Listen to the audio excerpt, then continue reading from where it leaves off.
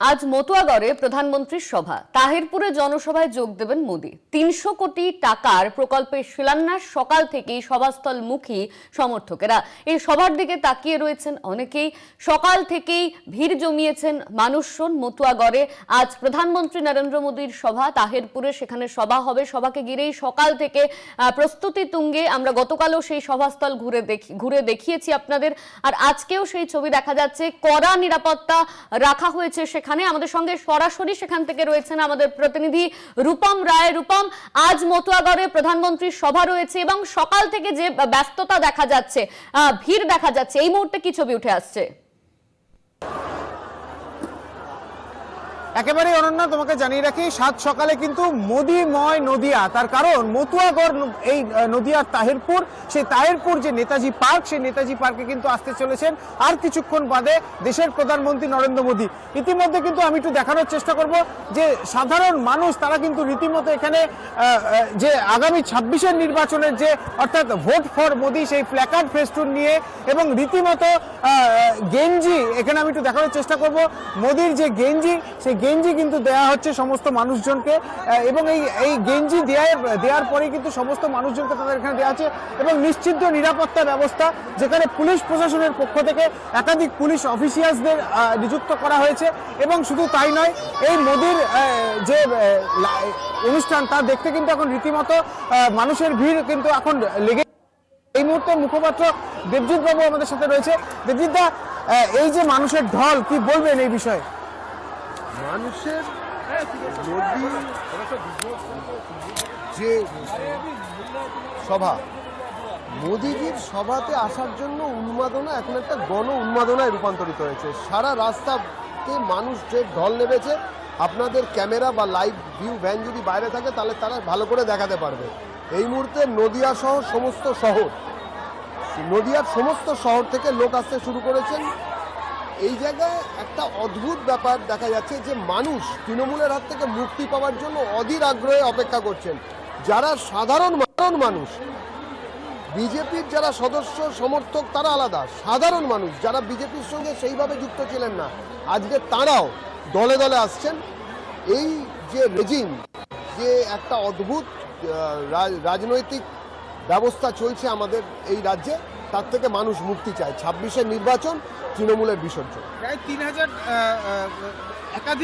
কয়েক কোটি টাকার কিন্তু আজকে শিলান্যাস বা উদ্বোধন হবে। তার মধ্যে যে ১২ নম্বর জাতীয় সড়ক, ৩৪ নম্বর জাতীয় সড়কের যে উদ্বোধন, তাও কিন্তু প্রধানমন্ত্রী করবেন বলে জানা গেছে। কি বলবেন এই বিষয়ে?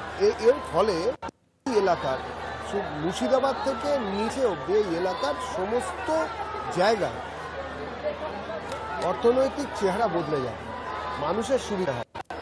যে এখানে কোনো কাটমানির ব্যবস্থা নেই। সাধারণত যেটা দেখা যায় যে ১০০ টাকার কোনো প্রজেক্ট এলে পশ্চিমবঙ্গ সরকারের ক্ষেত্রে ৮০ টাকা চুরিতেই চলে যায়, বাকি টাকা দিয়ে প্রজেক্ট শেষ করতে হয়। ফলে সব থেকে খারাপ হয়, আপনি গ্রামের রাস্তা দেখুন, এক্ষুনি এই এলাকার সরে গেলে রাস্তার কি অবস্থা করে রেখেছে এই রাজ্যের সরকার। আমাদের বিধায়কদের কাজ করতে দেওয়া হয় না, গণতন্ত্রকে বাজেয়াপ্ত করেছে এই সরকার।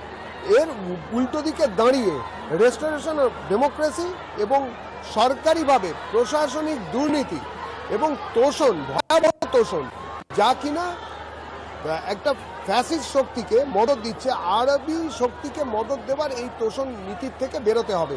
যে র্যাডিক্যাল ইসলামাইজেশন আজকে পাশের রাষ্ট্রে ঘটছে, একই বৃন্তে দুইটি কুসুমের নীতিতে বিশ্বাসী পশ্চিমবঙ্গের মানুষ এই জিনিসটা মেনে নেবেন না।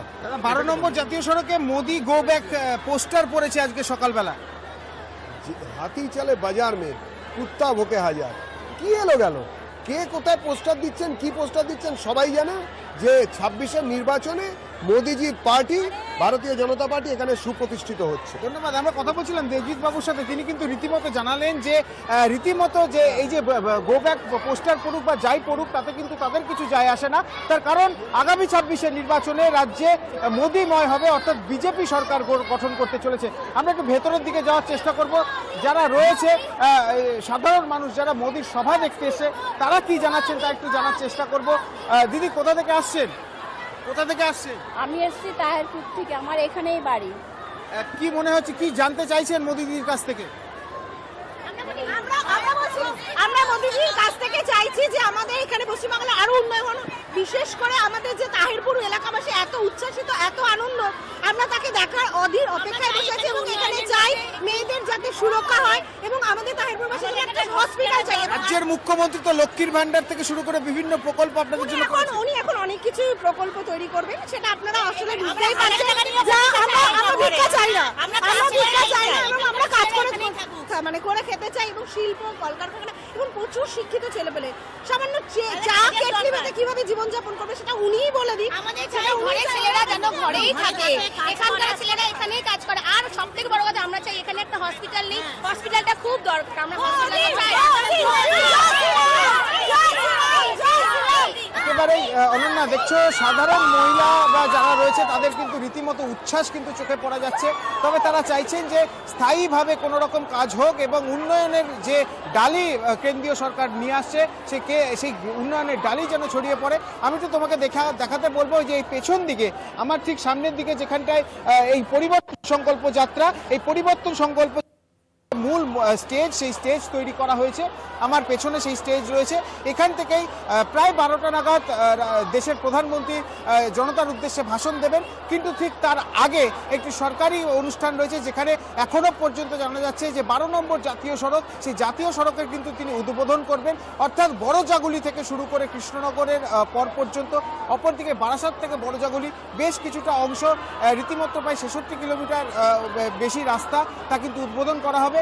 তবে এই উদ্বোধনের পরেই কিন্তু রীতিমতো নর্থ বেঙ্গলের সাথে উত্তরবঙ্গের সাথে যে যোগাযোগ স্থাপন তা কিন্তু আরও দৃঢ় হবে বলে মনে করা হচ্ছে। যদিও সকাল থেকে সাধারণ কর্মী সমর্থক থেকে শুরু করে সাধারণ মানুষের উচ্ছ্বাস কিন্তু চোখে পড়ার মতো। বিভিন্ন জায়গা থেকে মানুষজন আসছেন এই মোদির সভাকে লক্ষ্য। যদিও বিজেপির পক্ষ থেকে দাবি করা হচ্ছে প্রায় 5 লক্ষের বেশি মানুষ এখানে উপস্থিত হবেন। তবে এখনো পর্যন্ত সময় যত বাড়ছে তত কিন্তু সাধারণ মানুষের ঢল এবং বিজেপি কর্মী সমর্থকদের ঢল নামছে।